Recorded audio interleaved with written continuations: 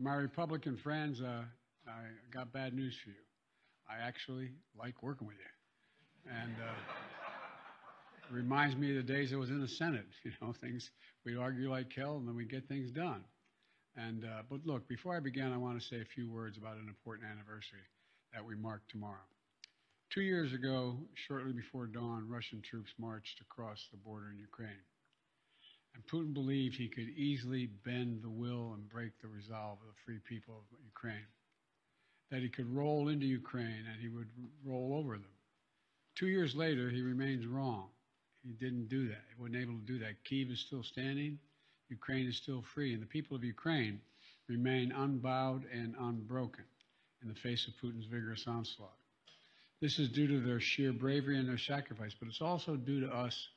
Remember, the United States pulled together a coalition of more than 50 nations to support Ukraine. We unified and expanded NATO.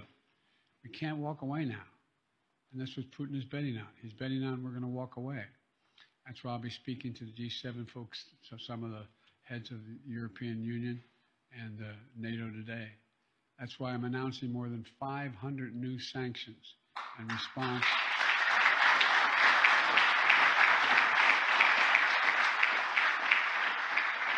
In response to Putin's brutal war of conquest, in response to Alexei Navalny's death, because make no mistake, Putin is responsible for Alexei's death. Yesterday, I met with Alexei's wife and daughter in California, where his daughter attends college. Alexei was an incredibly courageous man. His family is courageous as well. I assured them his legacy will continue to live around the world, and we in the United States are going to continue to ensure that Putin pays the price for his aggression abroad and repression at home.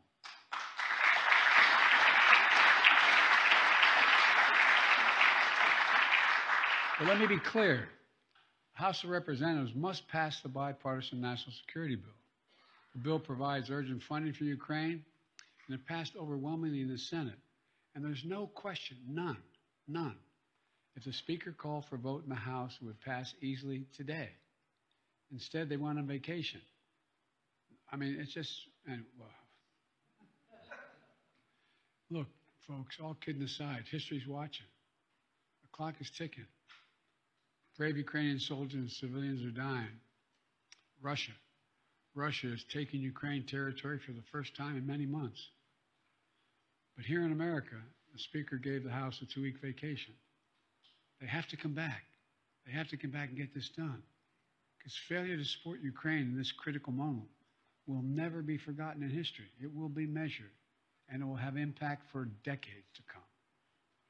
And I want to thank all you governors here and I urge you, if you agree with me, and many of you do, to urge your congressional representatives to force this bill to be brought up. America can be, to prove, America can be relied upon. America stands up for freedom. We never bow to anyone, particularly Putin. Look, folks, now on another important work we're doing. I want to thank you all for delivering historic results for the American people. You've been incredible partners. Governors know the measure of success isn't how many partisan points we score. It's did we fix the problem? Did we fix the problem? We disagree on how to fix the problem many times. We're all here for one reason, to fix the problems, to get things done for families, for communities, for the country. That's why I kept my commitment to be president for all Americans, whether you voted for me or not. In fact, we've invested more in all we passed in red states than we have in blue states. That's a fact. Billions of dollars more of what we passed is invested in red states than blue states. I came to office when the pandemic was raging and the economy was reeling. But we've turned things around with your help. The American Rescue Plan provided $350 billion to state and local governments.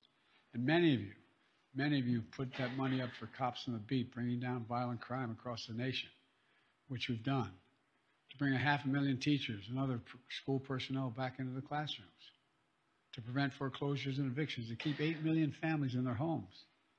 The bipartisan infrastructure law made the most significant investment in our nation's infrastructure in history. Well,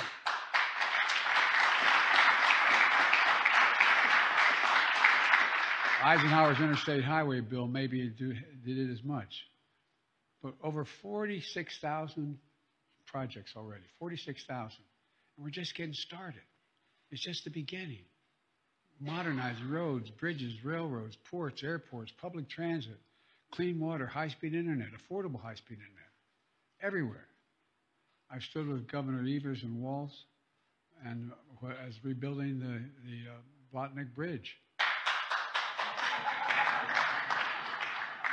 By the way, as you know, over $1 billion, and it's important, from Wisconsin and Minnesota. Governor Beshear and Governor DeWine, we're building a bridge called the Brent Spence Bridge between Kentucky and Ohio. By the way, tens of thousands of trucks and commerce cross those bridges every day. And we're finally getting it done. We're building the nation's first high-speed rail line in California and Nevada. And I want to thank Governor Newsom for his leadership in that. And by the way, I'm not sure how many people leave LA can do it in 2 hours to get there, or whether they're going to come back or not to Las Vegas. But all kidding aside, we're making the biggest investment ever in climate change, ever. I visited your states working together to respond and build and boost resilience to extreme weather. Spent an awful lot of time, and I'm not complaining about it, I'm just pointing it out. An awful lot of time with a lot of you governors over the last 3 years dealing with the impacts of bad weather. I've flown over your states, particularly in the Southwest and the West and the Northwest, for I don't know how many times, and helicopters looking to timber burned to the ground. We've lost more timber, we've lost more forest than the entire state of Maryland makes up in land, in square miles.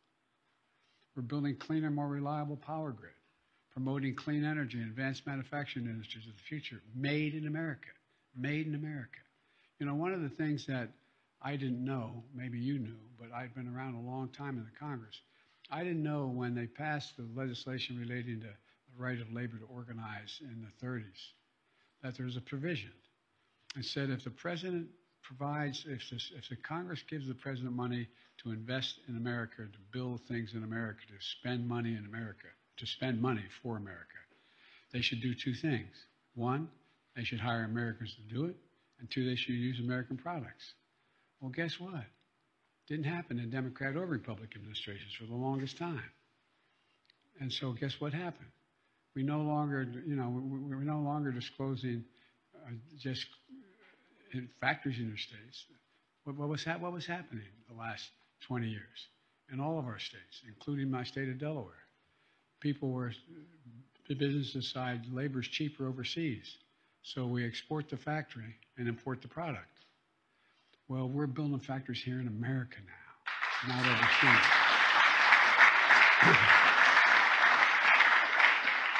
So far, my Invest in America agenda has attracted $650 billion in private investments, bringing factories, jobs back home, your states, and restoring a sense of pride.